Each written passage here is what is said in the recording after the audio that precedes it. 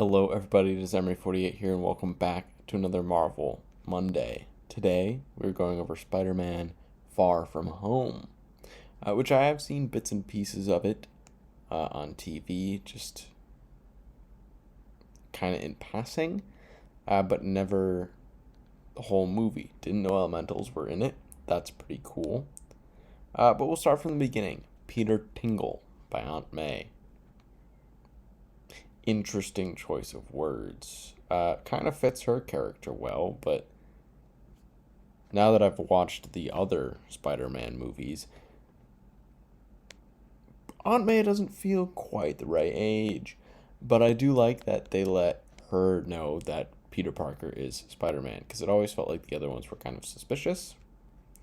But they were never told. Also, Ned, never a character in the other movies. Apparently he was semi in the comics, but not really as much in high school. But I like his character. MJ, just about as awkward. If we had a POV of just MJ's character throughout the movies, she'd probably be as creepy as Tobey Maguire, because apparently she just watches Peter Parker a lot. So that's interesting. Perfect duo, really. School news at the beginning with the memoriam of Tony Stark, Captain America, Black Widow. I feel like there must have been others in there. That was hilarious. I'm really strong and I'm sticky. As selling points, I guess it works. But again, interesting choice of words. Happy is pretty much on the path to being Uncle Ben, because you never see an Uncle Ben with Tom Holland in Homecoming.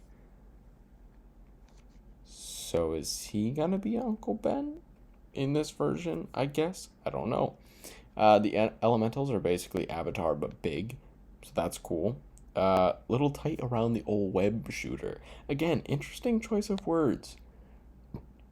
I don't know if Tom Holland is quite as witty as Andrew Garfield was, but he's definitely got a lot of good one-liners. And by good, I mean memorable, and I don't know if I mean good choice of words, but memorable and funny. And then all of a sudden, the whole first half of the movie was a lie. Really interesting concept. The scene where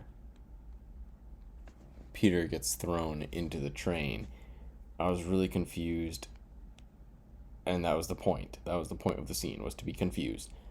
And I'm really glad that's not how the rest of the fight scenes went, because if it was, it would have felt to me very much like Doctor Strange. And I didn't really like that movie, so I'm very glad that it moved on from the absolute all-out confusion. I liked Happy's line of, "You take care of the suit, I'll take care of the music," and he put on a great song. And then he said, "Stay sticky." That you just shouldn't say. That's just... No. The entire fight scene in London, it probably lasted like 20-25 minutes. It probably was less than that. It was incredible from start to finish. The entirety of that scene. Spider-Man fighting drones. Cool. Just the whole... Everything looked so good. I don't know, I don't have a complaint about their time in London. And he gets MJ. It took him as long to get MJ as it did Tobey Maguire, I believe, which is slightly disappointing. I expected better out of Tom Holland, but hey, at least he got to go back to his native land of London. And then the post-credit scenes happened, and the Daily Bugle guy is back, which is really cool. They finally actually be in New York City. One thing I will say about the Tom Holland movies that I didn't know I was going to miss watching Homecoming, because that was the first Spider-Man movie I'd ever watched, um, is that I kind of miss the friendly neighborhood Spider-Man. You just don't get it with Tom Holland. You get a lot of other aspects that are great. He's a very enjoyable Marvel superhero. But the aspect of actual Spider Man isn't as much there in the neighborhood sense as he's been thrown around the world and into outer space. Um, but again, I really enjoyed this movie. In the aspect of Spider Man, I think it's a little weakened by the fact that New York City didn't matter. Um, but a good Marvel movie, and I enjoyed it.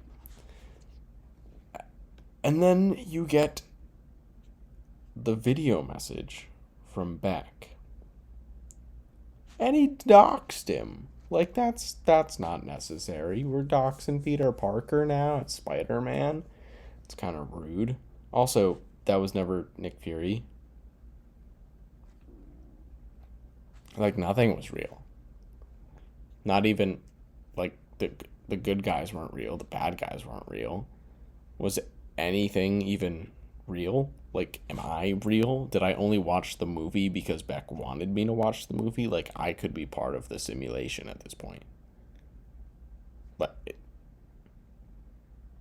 I just, the post credit scenes blew my mind, even more than the movie was. So that's great. We love that. Thank you, Marvel, for giving me an existential crisis at 2 in the morning after watching this movie. But now, for the first time in a while, I have to place this movie somewhere. And it's tough. I think it's pretty much gonna go slap in the middle. Um, I think that's a really good place for it, actually.